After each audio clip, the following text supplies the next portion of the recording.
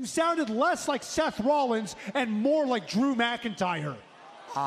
Seth Rollins reveals one part of Triple H's regime he prefers over Vince McMahon. Former WWE Champion Seth Rollins is known to have some of the most fierce rivalries in history, including one with Triple H. While Rollins and The Game have had a fair share of business in the squared circle, the Visionary has revealed that he likes one thing he likes in the Triple H regime over Vince McMahon's era. Over the past few months, the Cerebral Assassin has proved to be one of the most creative minds in the wrestling industry. The Stamford-based company has reached massive heights of success every week. Millions around the world have come to consider Triple H's era way better than Vince McMahon's. During a recent edition of Insight with Chris Van Vliet, former Universal Champion Seth Rollins revealed that Triple H's WWE had more character freedom than under Vince McMahon. The Visionary stated that he was allowed to use his entire history to enhance his character in the company, which he liked. The nice thing about Triple H's WWE is that you're allowed to be all things at once. You don't have to be a specific, curated character like a cartoon or a one-dimensional being. You get to take your entire history and allow it to take you to the next place in your career. I've always liked to do that, stated Seth Rollins. Seth Rollins couldn't kick off the new year with a victory. The Visionary was recently a part of one of the most anticipated main events in the history of WWE. Rollins faced his arch-rival, CM Punk, on Raw's history-making debut on Netflix in an entertaining match. While the former Universal Champion looked strong throughout the battle, he was pinned by the Second City Saint. While it is still uncertain whether their rivalry will end here or continue to grow until WrestleMania, WWE clearly has big plans for both men for the next few months. Fans will have to wait and see what direction both men are pushed into next. Triple H reacts to criticism of using previously banned terms. CM Punk on whether he'll headline WrestleMania 41. The WWE Royal Rumble 2025 pay-per-view event will take place on Saturday, February 1st, kicking off the road to WrestleMania 41. Coming out of the January 6th premiere episode of Raw on Netflix, we have an updated list of participants for the men's Royal Rumble match. During the post-show press conference, CM Punk stated that although he wishes to chase a title on the road to WrestleMania 41, he won't mind mixing it up with John Cena or The Rock due to its big payday. On a potential match with John Cena or The Rock, I think I want gold around my waist. But those two names come with big fat paychecks, so I'm not going to say no to it. It could be interesting. I wouldn't say no to it. I'm into the big, high-pressure money situations. I think that's when I come alive.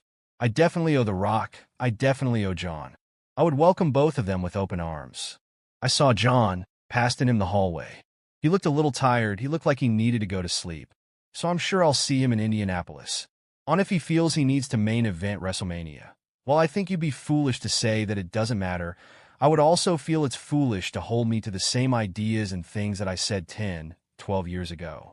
A lot of other people think that maybe I need to main event WrestleMania to, I don't know, solidify anything I've ever done. Like, I never could have come back here and had a Hall of Fame career, right? So, to me, yeah, if that opportunity arises, I'm not going to shy away from it. Because it scares the hell out of me, frankly. And I think if your dreams don't scare you, I think you need to find different ones, bigger ones. Main eventing the first Raw on Netflix is a pretty big deal, though, so nobody else can say they did that. During the post-show press conference for WWE Raw on Netflix, Roman Reigns spoke about John Cena, calling him the GOAT. Reigns said, "Well, I'm an extremely important man with a lot of things to do, so I don't think about these kinds of things. I think John's also a very smart man, and he knows what he's talking about. He has an inside look. This is a really subjective business, and it's really on the fan and the person who's speaking on this matter. But my metrics don't lie." During the post-show press conference for WWE Raw on Netflix, Triple H discussed creating the Raw Cold Open video and the purpose behind it.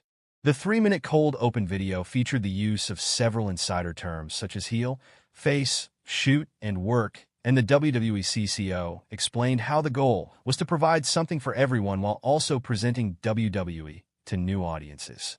You can check out some highlights from the media scrum below on their goal with the opening video. I think when we first started talking about Netflix and this opportunity tonight, and you look at Netflix's audience, it's everybody.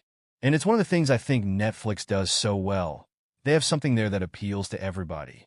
They have something for young people, They have something for older folks, like different products, different things, documentaries. They have everything under the sun on Netflix, and there's something for everybody.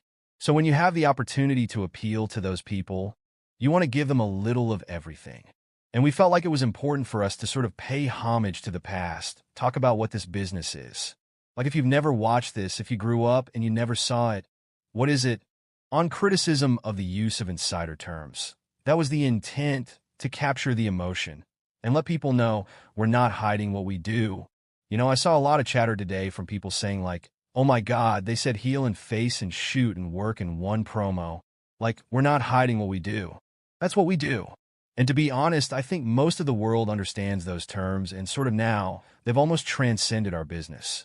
I see people talking about that in other venues. He's a heel, this guy. It's transcended our business. It's what it is. People know what we are. We talk about it. We're not insulting anybody's intelligence, but we're an art form. Absolutely an art form that captures people's emotions. It's not. We don't take ourselves as seriously as most other people take us. So it was all part of trying to capture that and say, if you've watched, watch this, and hopefully we honor what you love. If you've never watched this, watch this, we'll explain to you what we are. That was the attempt. Revisiting when Jon Moxley insulted Triple H on live WWE television. Jon Moxley is one of the most provocative wrestlers in the world. Ever since his debut in AEW, he has taken his game to the next level. Down on top of that, ever since Moxley became the leader of the Death Riders, there has been no stopping him. His promos are scary and can legitimately strike fear into the hearts of his opponents. During his time in WWE, Dean Ambrose was anything but that. He was a goofy character. However, toward the end of his time there, he slowly started to embrace the dark side of his character. In one such promo, he openly mocked Triple H and said that he needed permission from his father-in-law, Vince McMahon, the then head of WWE. He said, "Oh, what's the matter? Do you have to ask permission from your father-in-law first?" To make matters worse, the crowd started chanting, "Yes, he does." That seemed to irk Triple H, and Jon Moxley giggled in the background. This was when he and Seth Rollins were involved in a rivalry. Bully Ray claims AEW is G.